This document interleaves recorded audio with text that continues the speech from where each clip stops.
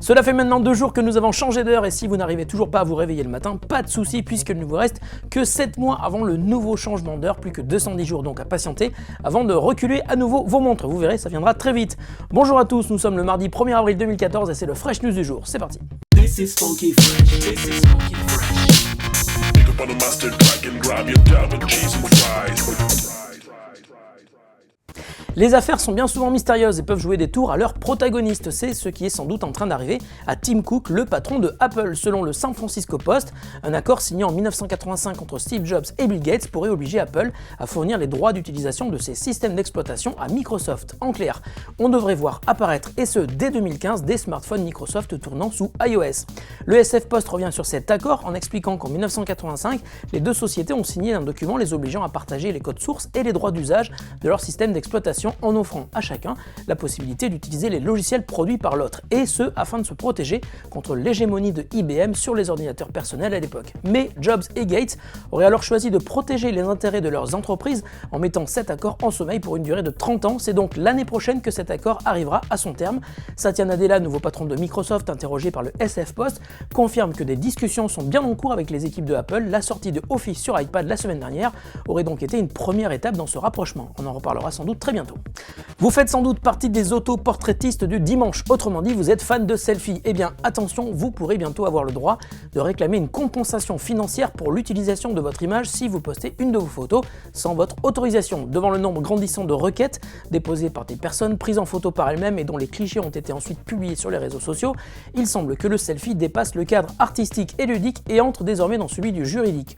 En clair, des personnes qui se prennent en photo puis publient ces clichés devront avoir obtenu l'autorisation de la personne prise en photo et dans le cas contraire pourront réclamer le paiement d'une contrepartie financière auprès de l'auteur de la photo. C'est une situation complexe mais légale au regard de la loi. Pour clarifier cette situation, une proposition de loi a été votée hier. Elle précise les recours juridiques disponibles en cas de publication non autorisée de selfie. Alors si vous êtes accro au selfie, soyez sûr d'avoir obtenu votre consentement avant de poster votre photo sur Instagram, Facebook, Twitter ou Snapchat. Google a beau être l'une des entreprises les plus puissantes de la planète high-tech, la firme de Mountain View scrute attentivement la concurrence et dans le but d'éviter de faire trop de publicité pour ses concurrents et selon des informations révélées par nos confrères de The Verge, Google serait en train de préparer une mise à jour majeure de l'algorithme de son moteur de recherche.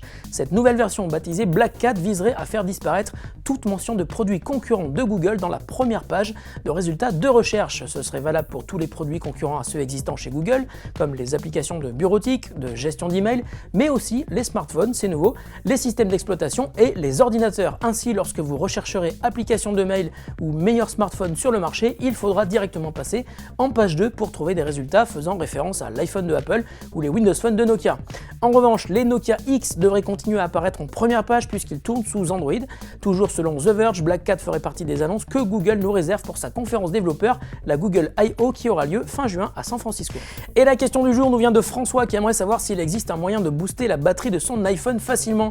Eh bien oui François, il existe une manière simple de le faire, c'est la technique du Red Brim. Elle est généralement utilisée par les développeurs ou même les personnes qui voyagent beaucoup et qui ont besoin de prolonger artificiellement la durée de vie de leur iPhone. Red Brim permet en effet de multiplier par 5 l'autonomie de l'iPhone et cela fonctionne à partir d'iOS 6. En revanche, certaines fonctions sont désactivées comme Siri et l'accéléromètre, auparavant accessibles uniquement aux développeurs. Des petits malins ont trouvé un moyen de passer son smartphone en mode Red Brim très facilement. Pour cela, c'est assez simple, il faut que tu composes un SMS et que tu l'envoies à la dernière personne de ta liste de contacts. Le message doit contenir le texte précis en majuscule ILOVEYOU. Tu valides l'envoi de ton SMS et tu éteins ton iPhone. Lorsque tu le rallumes, tu auras un message qui te confirme que tu es bien en mode Red Brim et tu es parti pour au moins une semaine d'autonomie avec ton iPhone. Fresh News, c'est fini pour aujourd'hui. On se retrouve demain pour de nouvelles actus de la planète high-tech. Salut à tous et bonne journée.